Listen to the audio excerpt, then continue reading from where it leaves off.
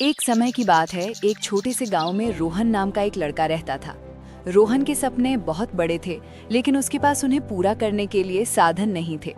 उसका गांव शहर से बहुत दूर था और वहां ना अच्छी शिक्षा थी और ना ही रोजगार के अवसर।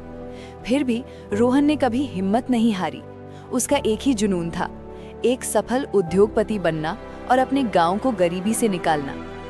एक दिन गांव में एक अनजान व्यक्ति आया। उसका नाम मिस्टर शर्मा था और वो एक बड़े शहर का जाना माना व्यापारी था। मिस्टर शर्मा ने गांव में एक छोटा सा कैंप लगाया और घोषणा की कि वो एक ऐसे प्रतिभाशाली लड़के को चुनेंगे जो उसके साथ शहर चलकर उसके व्यापार में हिस्सा ले सके। ये सुनकर रोहन की आंखों में चमक आ गई। उसे लगा कि ये उसके लिए एक सुनहरा अवसर है। प्रतियोगिता शुरू हुई। रोहन ने हर चुनौती का डट कर सामना किया। उसने अपनी बुद्धिमत्ता, परिश्रम और ईमानदारी से सबको प्रभावित किया। अंत में मिस्टर शर्मा ने रोहन को चुना। रोहन बहुत खुश था। उसने अपने गांव वालों को अलविदा कहा और मिस्टर शर्मा के साथ शहर चला गया। शहर में रोहन ने मिस्टर शर्मा के व्यापार में खूब मेहनत की। उसने दिन रात एक कर दिया और जल्द ही व्यापार की हर पहलू को समझ लिया। मिस्टर शर्मा भी रोहन की लगन और मेहनत से बहुत प्रभावित थे। कुछ ही सालों में रोहन ने मिस्टर शर्मा के व्यापार को नई शिखरों तक पहुंचा दिया। लेकिन एक दिन रोहन को एक अजीब बात पता चली।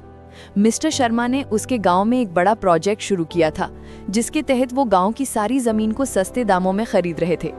गांव वाले, जो मिस्टर शर्मा पर भरोसा करते थे, अपनी जमीन बेचने को तैयार हो गए। रोहन को लगा कि कुछ गलत हो रहा है।